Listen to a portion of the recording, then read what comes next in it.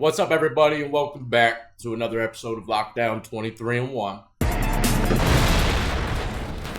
And as you can see, at the age of 35, I'm at my prime. Can we not laugh, Brittany? Look, just pounds and pounds of tuna and chicken and rice. That's all I eat, ain't it, Brittany? Chicken. I'm tired of chicken. Oh yeah, and Bobby got some fresh ink. That's why we're shirtless. We're just showing it out. Today's episode is for all those ladies that are not quite sure if they want to become a prison nurse just yet. Well, hopefully these stories coming from real prison nurses will help you make your choice. Prison story number 3. We got a transfer in from another unit to put on our infirmary ward because he had just had surgery because he ate pieces of a water fountain and a spork.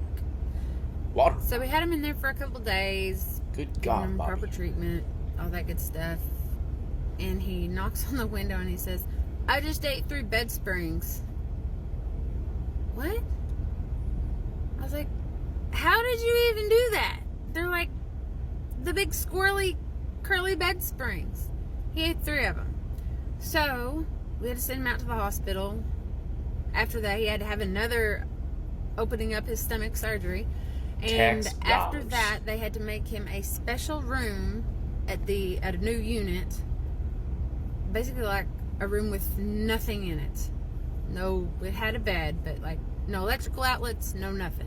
So story number 1 is something prison nurses is going to see on a regular basis. Inmates swallowing the damnedest things. Anywhere from drugs to water fountain parts. And you heard what she said. What do when they got to get those pieces out? They cut them open. What I want to know is how the hell did he get close to a water fountain? Maybe she was talking about his sink.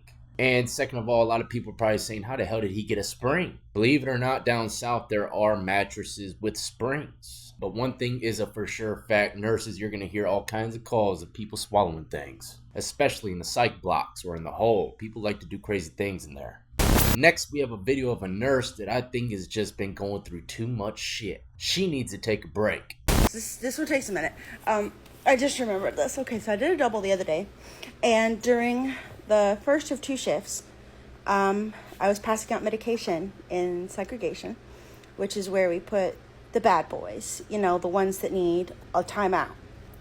And this dude was not happy with me about what time I gave his medication. He's like, "Who gave you permission to give my medication early?" And I was like, slow down. I'm medical. Like, it's bedtime. Medication says bedtime. Had you been polite and said, I'm not ready to go to bed, maybe come back later, I'd have done it. I can tell by your demeanor you would never do it. Second of all, man, she must have came through with that meds pretty damn early. Because yes, some of those damn medicines, they put you to sleep.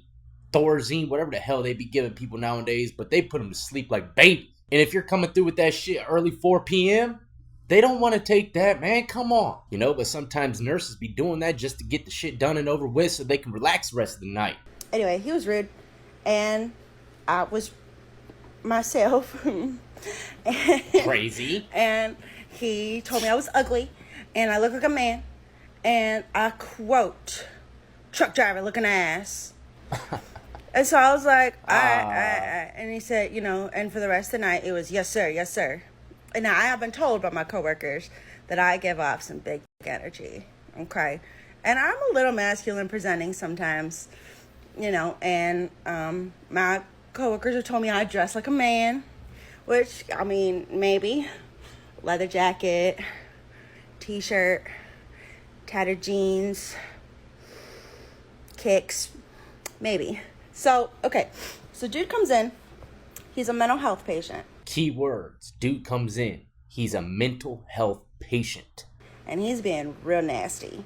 Real nasty. Maybe because he's got mental issues. If you know anything about me, I will tolerate nastiness to me, but I will not tolerate nastiness to my girls. He being real nasty. Okay? So I step in, and motherfucker said, "You need to step out of this conversation and let the real men talk." To which I said, "Oh, no worries. My dick bigger than yours anyway." What? "Yeah, my dick bigger than yours anyway." The officer said, "Oh, she mean you don't got a dick at all?" He said, "I have a dick." And I said, "Yeah, and mine bigger. So sit down and shut the fuck up."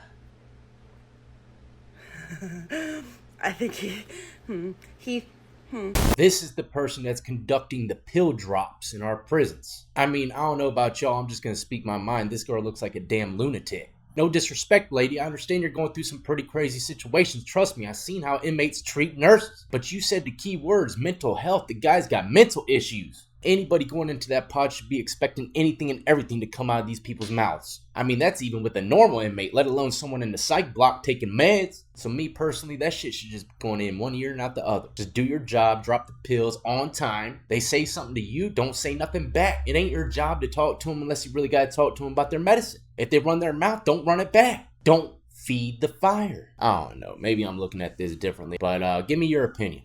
I'd love to hear y'all's input in the comments section below. Me realizing that reason an inmate got his oxygen tube and confiscated.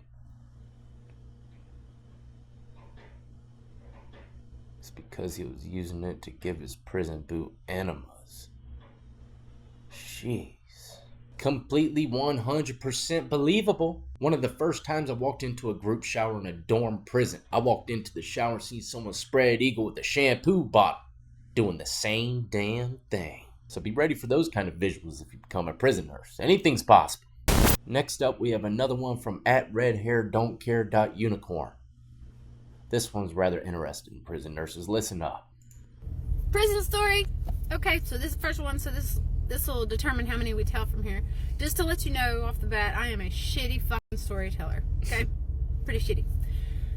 So it was my first day at this prison. It's a maximum security prison, so all the inmates there either just don't want to get right or it's high profile cases.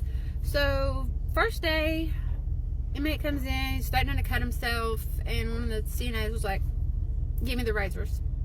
So he has a little pocket cut in his cheeks where he keeps some razors, you know, just the little blades.